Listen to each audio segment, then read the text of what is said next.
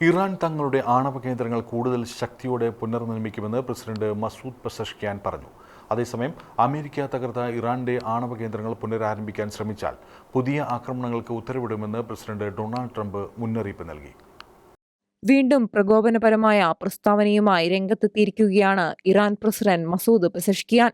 Israel American ആക്രമണത്തിൽ തകർന്ന ആണവ കേന്ദ്രങ്ങൾ കൂടുതൽ ശക്തിയോടെ പുനർനിർമ്മിക്കുമെന്ന് പെസഷ്കിയാൻ പറഞ്ഞു. ഇറാനിലെ ആണവോർജ്ജ സംഘടനയിലേക്കുള്ള സന്ദർശന വേളയിലായിരുന്നു പെസഷ്കിയാന്റെ പരാമർശം. ഇറാന്റെ ആണവ വ്യവസായത്തിലെ മുതിർന്ന മാനേജർമാരുമായി അദ്ദേഹം കൂടിക്കാഴ്ച നടത്തി. കെട്ടിടങ്ങളും ഫാക്ടറികളും നശിപ്പിക്കുന്നത് തങ്ങൾക്കൊരു പ്രശ്നവും സൃഷ്ടിക്കില്ല, ഞങ്ങളത് കൂടുതൽ ശക്തിയോടെ പുനർനിർമ്മിക്കും എന്നായിരുന്നു പ്രസ്താവന. അതേസമയം അമേരിക്ക ബോംബിട്ട് തകർത്ത ഇറാന്റെ ആണവ കേന്ദ്രങ്ങൾ പുനരാരംഭിക്കാൻ ശ്രമിച്ചാൽ ഇറാന്റെ ആണവ കേന്ദ്രങ്ങൾക്കെതിരെ പുതിയ ആക്രമണങ്ങൾക്ക് ഉത്തരവിടുമെന്ന് US പ്രസിഡന്റ് ഡൊണാൾഡ് ട്രംപ് മുന്നറിയിപ്പ് നൽകി.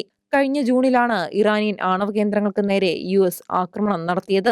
ആണവായുധങ്ങൾ വികസിപ്പിക്കുന്നതിനുള്ള ഒരു പദ്ധതിയുടെ ഭാഗമാണ് ഈ ആണവ കേന്ദ്രങ്ങൾ എന്നാണ് അമേരിക്ക പറയുന്നത്. എന്നാൽ തങ്ങളുടെ ആണവ പ്രവർത്തനങ്ങൾ പൂർണ്ണമായും സിവിലിയൻ ആവശ്യങ്ങൾക്കുള്ളതാണെന്നാണ് ഇറാന്റെ വാദം. ഇന്റർനാഷണൽ ഡെസ്ക് ഷിക്കീന ന്യൂസ്.